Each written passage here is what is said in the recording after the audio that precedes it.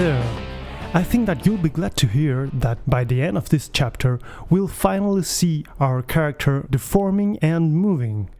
What we will do now is to adjust the mesh deform cage so that it surrounds the model. But before doing that, we have to make sure that the subsurf modifier is turned off in the models. This is because the mesh deform will be calculated on the original mesh. So, in the subdivided mesh, the vertex locations differ from the original, and that might lead us to placing the mesh deform cage ineffectively, and some of the vertices might stay outside of the mesh deform cage and won't be taken into account by the calculation. So, make sure that the subsurf is off. And now we can start editing the mesh deform cage. I'll make sure that the X mirror option is on. I'll start moving the vertices of the mesh deform cage, trying to keep the relation between the edge loops of the mesh deform cage and the joints of the model. What I'm trying to say is that this cage has been modeled with various techniques that contribute to volume preservation. That means that when you move the character, the joints won't be intersecting or shrinking. So if you try to preserve all the topology work that I've done in the cage, you will most likely have a very good deformation out of the box. So I do not recommend using automated techniques like the shrink wrap modifier, because you would be modifying the structure of the cage a little bit too much, and that way I cannot guarantee that you will end up having a good deformation of the character. Here I'll turn off the X-ray option in order to see which vertices are outside of the mesh deform cage. One of the great aspects of mesh deform, which, by the way, it's actually called Harmonic Coordinates Deformation, is that if you put the mesh deform cage further away from the model, you will get a softer deformation on the character. On the other hand, if you place it closer to the model, you will get harder or more defined deformations. And that is very useful because in difficult places, like for example the shoulders, you can use this technique to avoid intersections and so on. In overall, mesh deform will always deliver an organic deformation, and that is the great thing about this. You can think of it as a customized lattice. Again, this cage has been modeled with strategic techniques that will allow the model to have an optimal deformation, and that is why you should try to keep more or less the relation between the edge loops of the cage and the model, and for that you can see other characters I've rigged, like Victor from Cosmos Laundromat, for example, and other characters that will be online in order to have a good reference. Or you can also pay attention to this video and see how I'm adjusting it to this character. This of course doesn't mean that you can't edit the mesh, because you can add loops, for example, if you need to. Just try to keep in mind my references to get to a good result.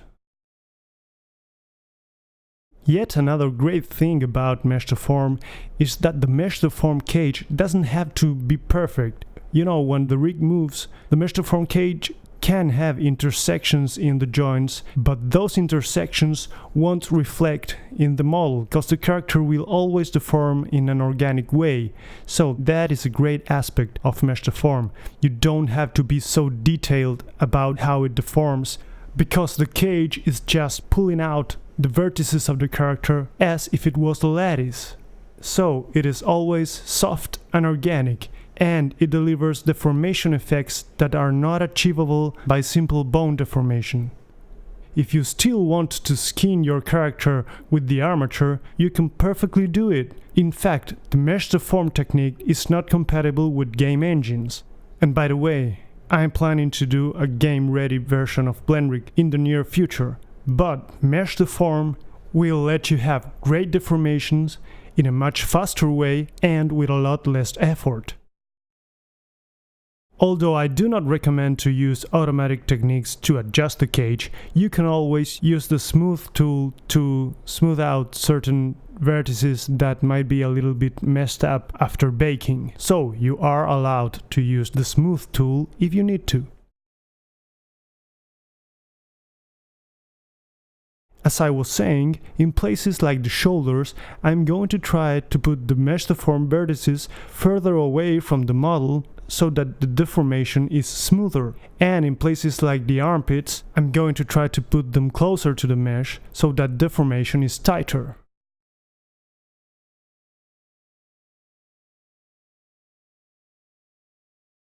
So, at first glance, this seems to be okay. In order to test how this works, we have to add a mesh deform modifier to the model. So, I'm going to add the modifier.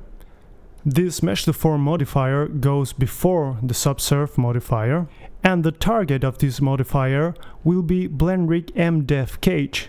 Well, this character has two different models, one for the body and another one for the head, so I'm also going to add a mesh deform modifier to the head object.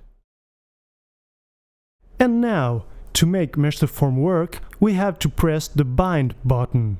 You may notice that the mesh deform modifier has a precision field, which is now in level 5, and level 5 is great for checking how mesh deform works, because it makes the calculation really quick. So I'm going to press the bind button in both models, and now I'm going to move the armature to see if there were vertices left out of the calculation. As you can see, everything has worked quite well. The model has a good deformation, but some vertices have been left outside of the calculation in the head, as you can see. So, I'm going to press the unbind button in both models, and I'm going to correct the mesh deform cage so that it surrounds these vertices that have been left out. As you see, these vertices are the ones that had been left outside in the ear. So, by moving the mesh deform cage, we can surround those vertices, and then we can press again the bind button. So, after binding, you see that all the vertices of the model are moving along with the rig. That means that we have been successful. Now we can do the final binding, cause level 5 is great for doing a quick test, but the deformation that level 5 delivers is not precise enough. So, the best level for binding is level 7. So I'm going to change the level to 7 in both objects, and then I'm going to press again the bind button. The calculations on level 7 can take several minutes, and sometimes even longer. In this case it took 10 minutes, so now I can press the bind button on the head. And after a couple of minutes, it has finished. So now you can see the model is deforming quite well out of the box. And all we did was to adjust the mesh deform cage. So this concludes the first part of the mesh deform setup. In the next chapter, we will be refining the deformation of the mesh deform cage, and we will pay attention to the smaller details. See you soon!